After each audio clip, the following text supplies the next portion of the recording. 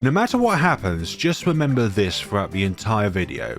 Striker Jones doesn't exist. In all seriousness though, this video is just to demonstrate what could be a potential 2-tower chimps if they kept the Ultra Boost changes in place, but didn't change the biggest one's damage type from normal to explosion. So that's why Striker Jones, wait, who is Striker Jones? Is just here to demonstrate that you can remove the black weakness from the top half mortar, essentially, because it used to be the case where it can damage any type of balloon, but not anymore. Cold-wise, I'm feeling a bit better than what I was, but my tinnitus is the worst it's possibly been ever. Like, it's just so loud at times, and if I don't get any results from my doctors tomorrow, then I'm just going to go straight to the hospital to get a second opinion on this, because it is stupidly aggravating now, especially when trying to sleep and all you hear is this constant ringing, and at very occasional times it is very loud.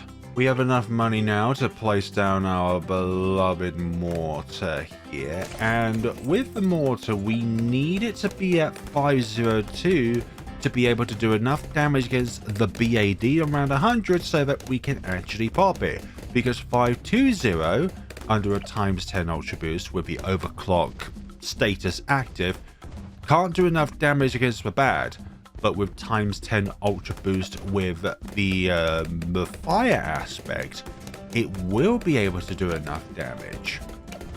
And we're letting balloons escape.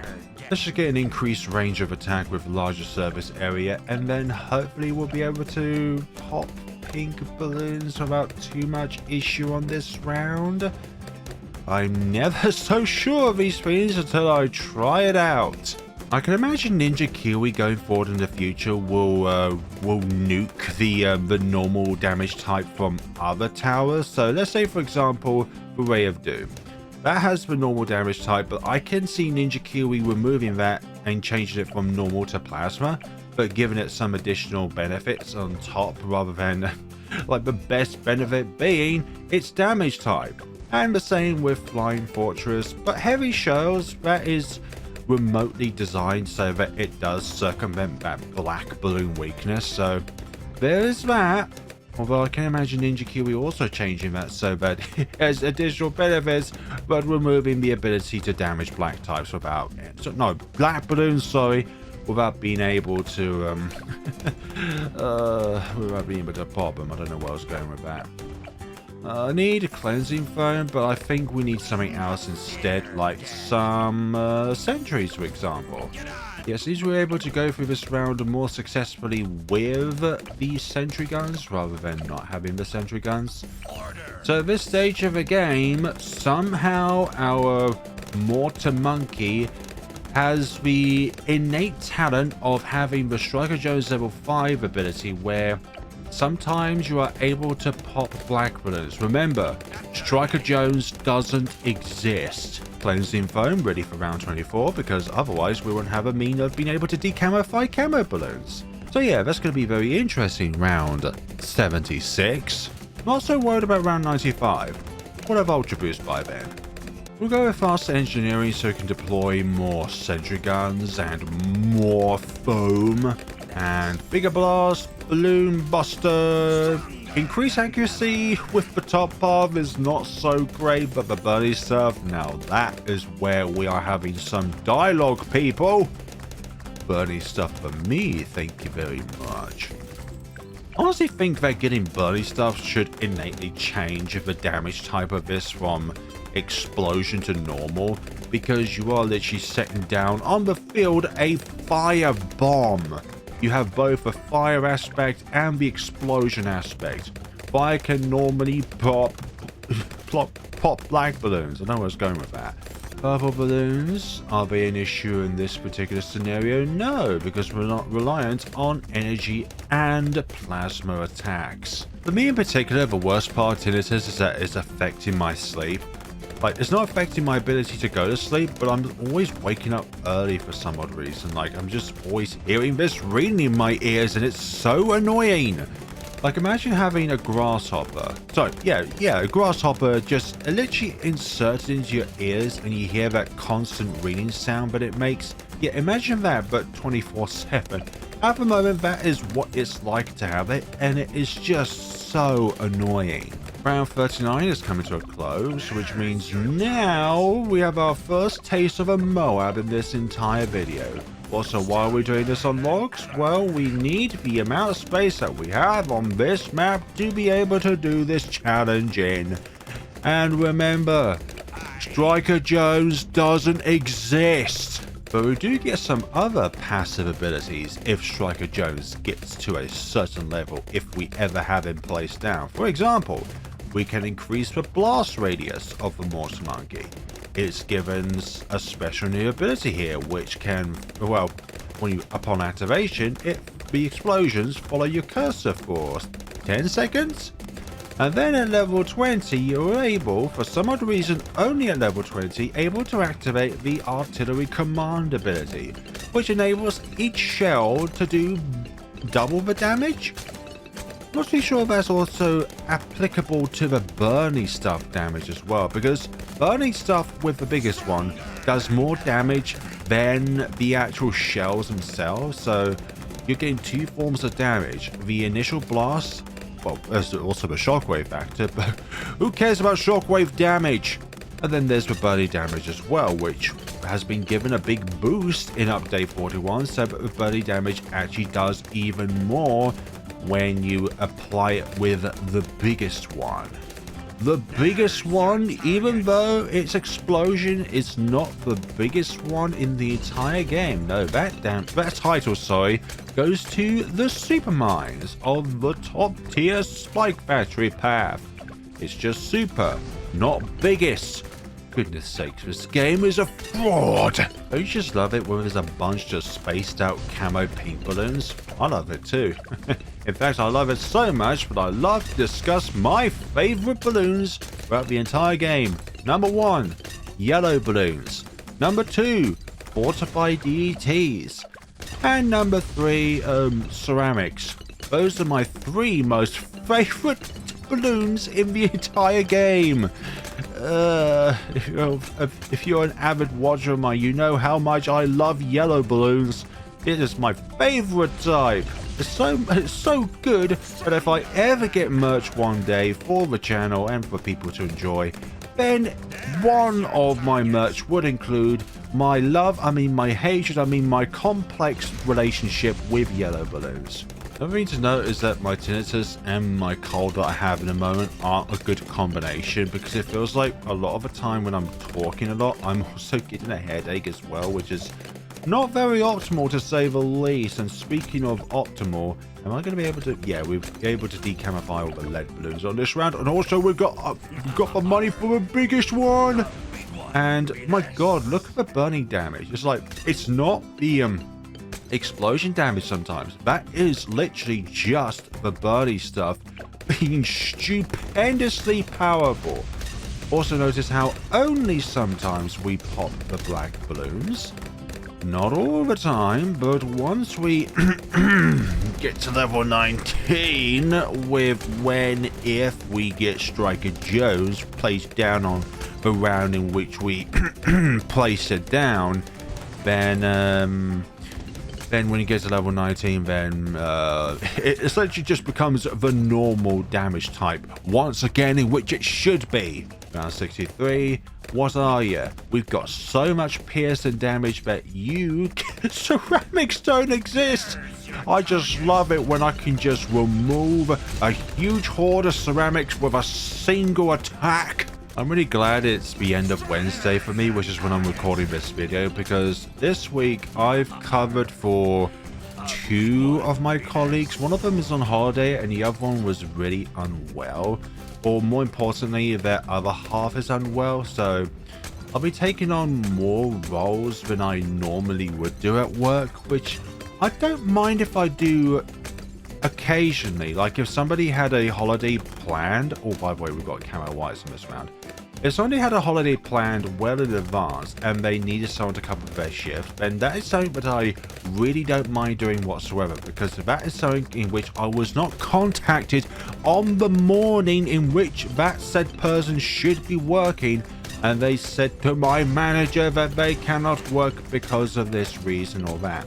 I don't know their own lives, I don't know what kind of things that they're going through, but if I'm contacted at 6:30 in the morning to be able to get to work at 8, I'm not going to be able to always get there on time. But I'm just so glad that I have a manager that is very understanding that if I don't make it to work on time, it's not because I don't want to be on time, but it's just because of timely attentiveness to be able to get ready and then find the means of being able to get to work, which means I hopefully will be able to get to work on time. So public transport can sometimes be finicky.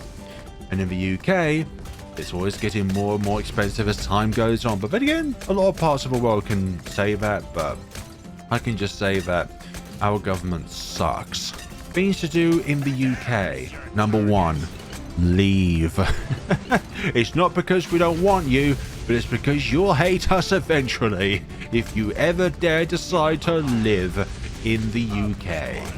I don't understand, like when I'm not sure if this is a conversation that I should get into, but when people say like you'll get all the opportunities that you ever want by like leaving from your country to the UK, that comes from quite a warped perspective, unfortunately, because people are then promised something in which is not actually true.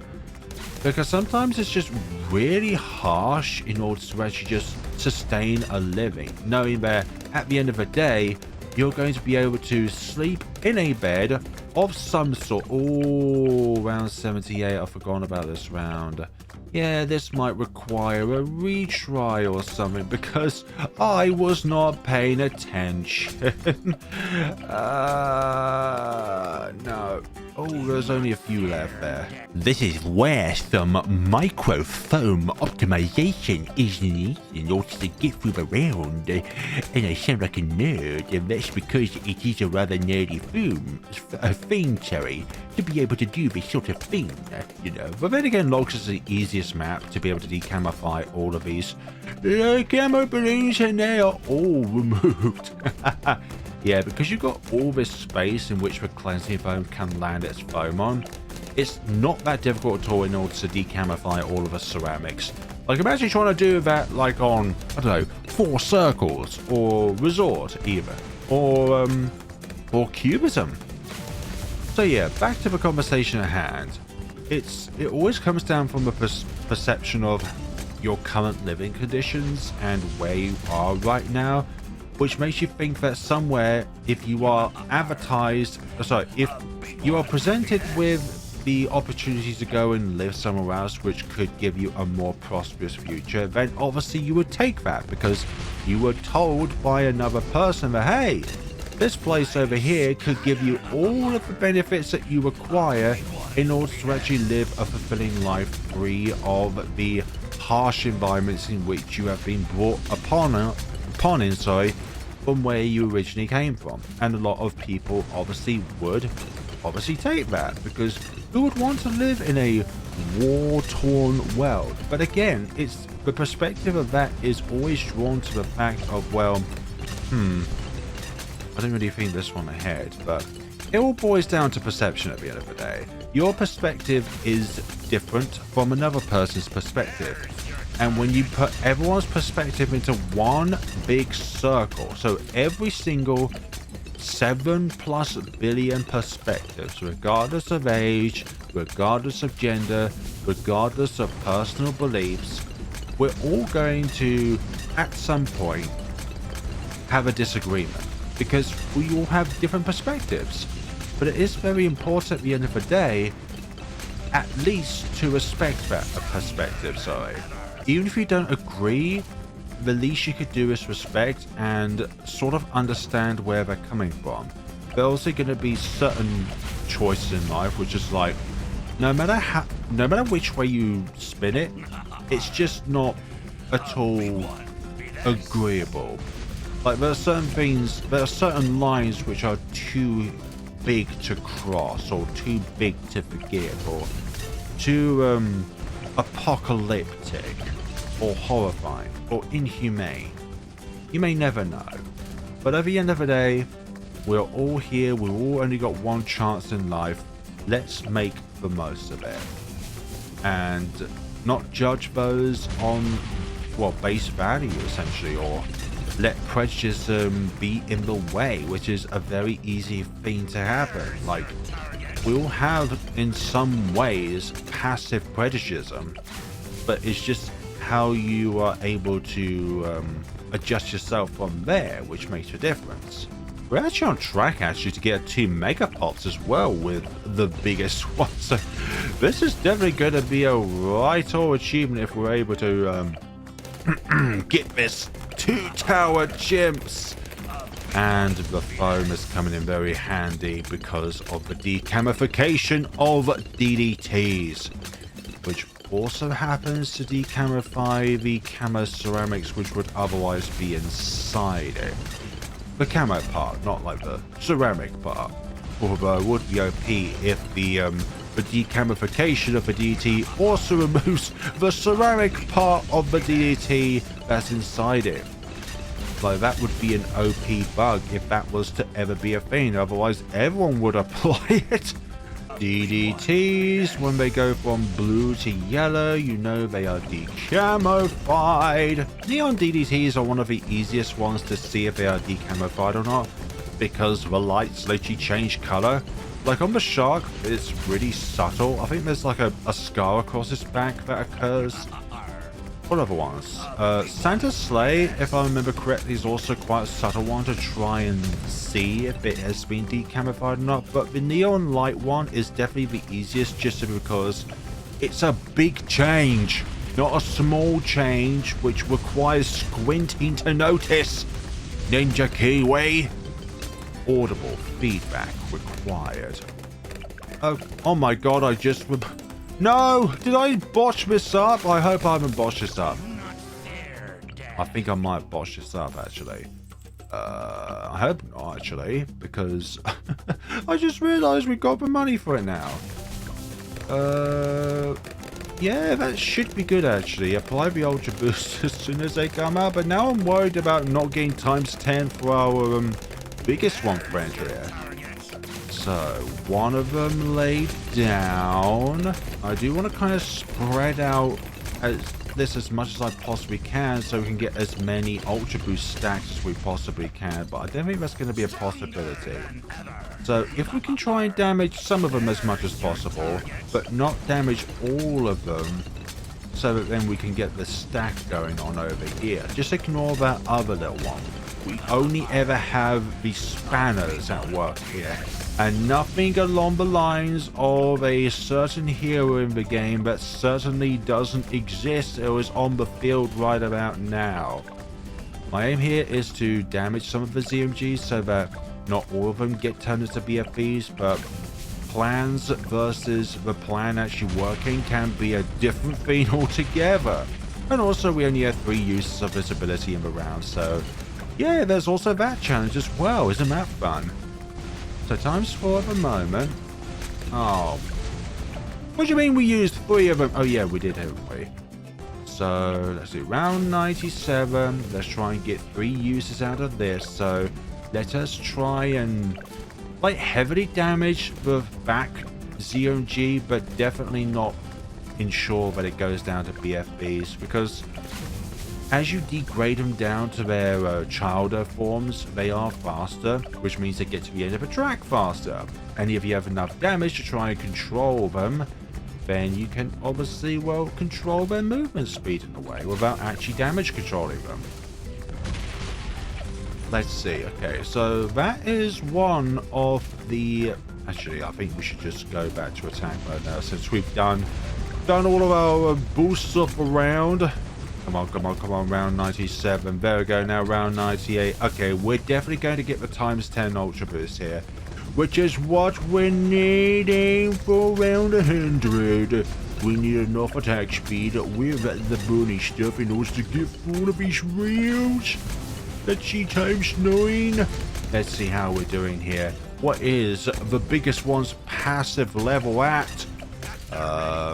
It will be level 20 of the next round. Mortar Monkey is definitely very intelligent.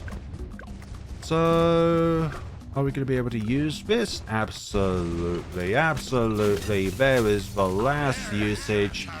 And now we are the Mortar at the maximum capacity. Okay, DDT is going down, and we are there. And just ignore this sound effect. What I heard was his voice, actually. Leave that one for you. Who are you? I don't remember anything like that ever appearing on the field at all. Remember, Striker Jones doesn't exist.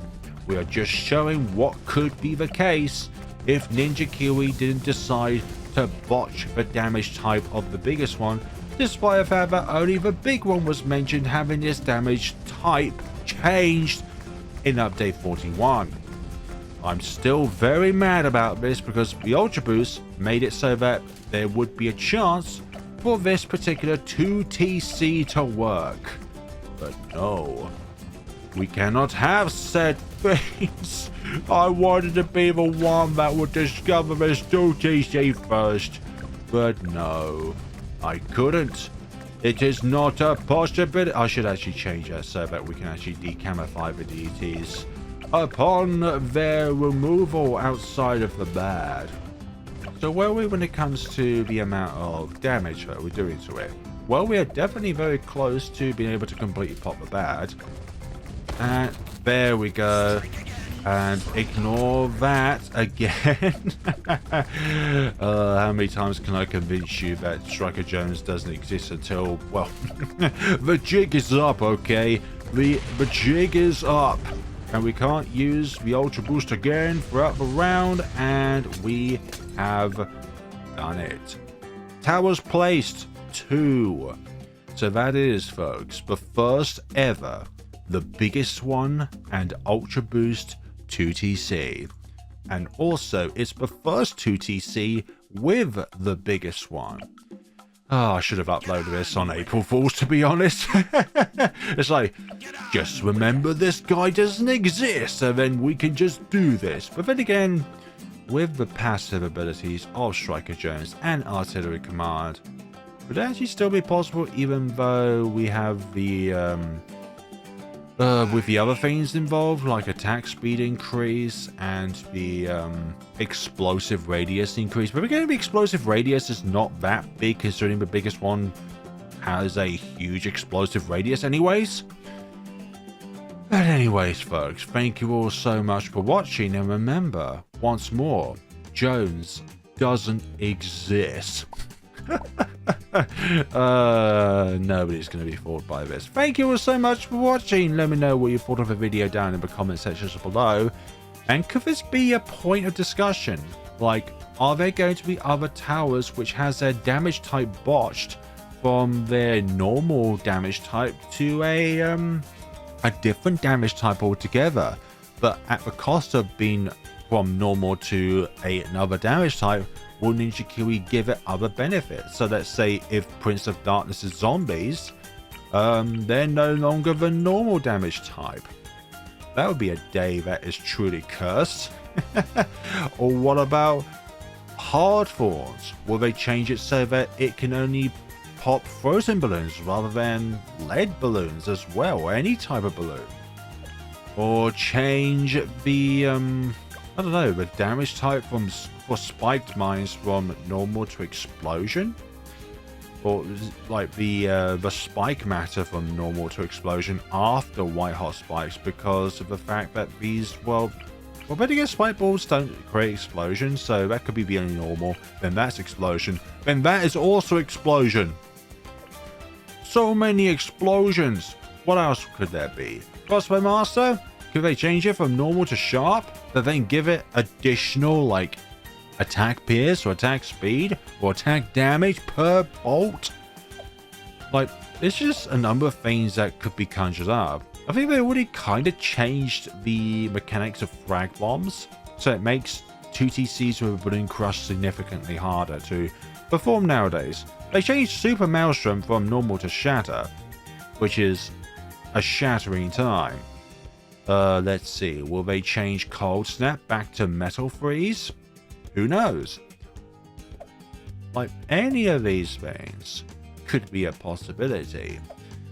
Could they change could they change Preemptive Strike if that's not already Explosion to Explosion? I'm pretty sure it is Explosion. Or Flying Fortress so that it's only Explosive and Sharp. Or Explosive and Shatter. Who knows? I don't know. Or the Marine. It goes from normal to sharp. Anyways, I'm whinging a lot in this outro. But I'm like, Ninja Kuri is making it now so that certain towers cannot have normal damage time. And it's like, for a 2TC player, that is so dumb. Thank you so much for it. Then again, in other ways, like in the long term for like a 2 Megapulse, that's actually a benefit. Because your best friend will be able to circumvent any weaknesses you will be able to have. Cheers, folks, and take care of yourselves.